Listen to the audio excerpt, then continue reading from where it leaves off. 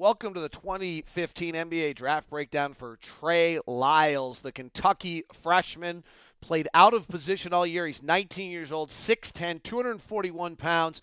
Good wingspan at 7'1.5", and a standing reach of 9 feet tall.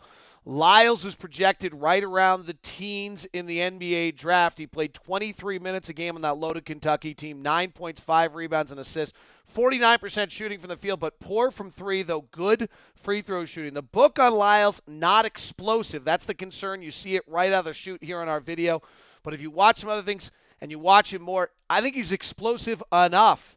He's a good floor runner, as you see there. He is a 2-foot jumper. Kentucky uses play opening of almost every game this year as he goes up for the alley-oop dunk. You'll see here, he puts the 1 foot down, does bring the other foot in. You'll see defensively at times he actually will go off 1 foot, but predominantly a 2-foot jumper. But there, a little bit of rim protection. That's not his forte, and he played mostly the 3. This is really where he's at his best, an intelligence, making that tip in and that tap. He's a very smart player. He'll play the 4 in the NBA. So what kind of post play does he have? As much as the post game's going out, at times you need to have him there, and you see it. Good footwork, not always finishing here on these. He's not going to fly over the top of you, but he's smart, he's methodical, great drop step, strong enough at 19 years old here, and 6'10", 241. Where's the weakness? There it is. Going up to the middle, unable to explode over guys, but battles for the position, draws the foul. Inside on a smaller guy, and strong enough, big enough to be able to get that shot off. Probably won't play back to the basket a ton in the NBA, but if switched, is he good enough to beat a smaller man? Generally, the answer is yes here. Decker flops, and he draws the offensive foul. What was most impressive, 6'10", 240, playing outside because Cauley-Stein and Towns were inside and playing off the bounce. And look at how clogged this is. Every time he drives in the lane, look how crowded this is. That won't be the case in the NBA. Nice ball fake, steps into a jump shot. His shooting's got to improve to stretch it out. We'll look at that in a minute. But here he is, driving in, and there's always 4 guys, because if you're on the floor with Cauley-Stein, who's unguarded, and Towns, who's a big man, there was little room, but you can see him work his way into position. There's that lack of athleticism, unable to get over people. Nice step back here, free for the shot, little short on it. Again, into the lane, sliding by, doesn't quite finish it. Against Wisconsin in the semifinals, hard left-hand drive at Decker, hanging in the air and finishing. That excites me. That right there is what excites me about Lyles. In the NBA, he's going to have plenty of room to make these moves as he gets bigger and older and stronger. He finishes more of them. This is the question on Lyles. Catch and shoot open jumpers this year. He shot just 45% effective field goal percentage. That's when he was open. When he was guarded, just 3 of 21. Off the bounce, we see right here, he shot better, 47% effective field goal percentage. And from 17 feet to the three-point line, he shot 40%. So the question is, can he stretch it out? Because he only shot very poorly from the NBA or from the college 3 of 4 of 29. That's that mid-range jumper. He misses it right there. Good free throw shooter, though, at 74%. That's usually a good sign that he'll be able to stretch it out. You see good fundamentals, but again, not always going in. Play with the pass is a mantra of Quinn Snyder. So if he's going to play the 4 in the Jazz system as a stretch 4 or a third 4, can he play with the pass? Can he handle? And this is one of his strengths. This also gets into the intelligence. You'll see here he sees the game before it happens. Quick pass inside.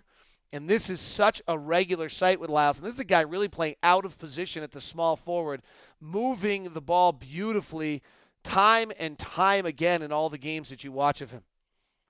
Here's Lyles, little dribble, nice pass. Not his fault that Cauley-Stein can't catch. Here he is left side, bullets it. Okay, occasionally a little loose with it. You'll turn another one over here in a moment.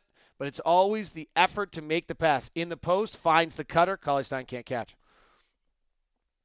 This one's a little bit of a mistake. Throws it out. Grant grabs it.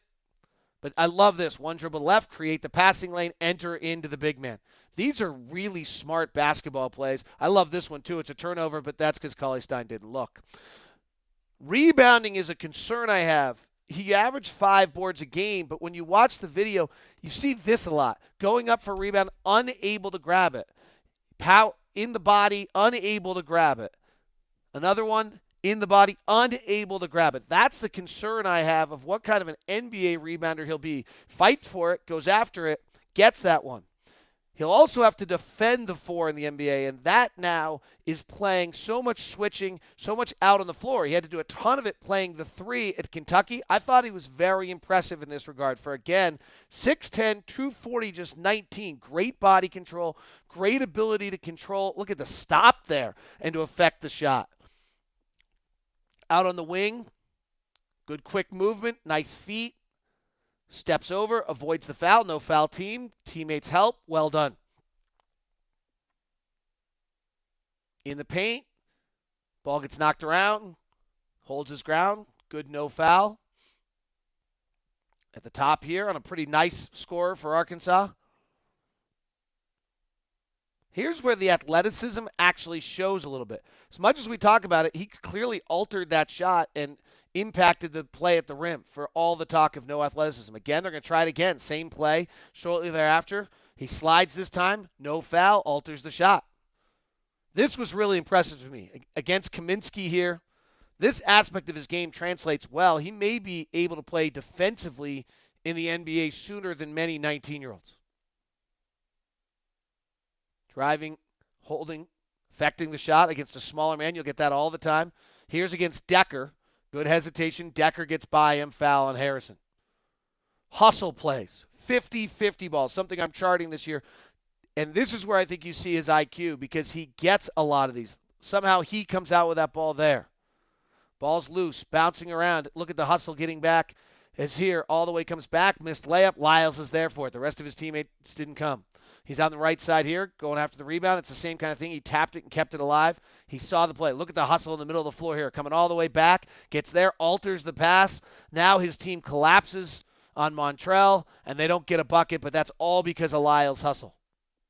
Another loose ball. He's up with it. Bounding around. Who's after it? It's down on the ground. Who's on it? He's on it. That is your NBA draft breakdown of Trey Lyles out of Kentucky, the 6'10", 241-pound freshman. I'm David Locke. You can follow me on Twitter at Locked On Sports and Facebook at David Locke and Locked On Sports.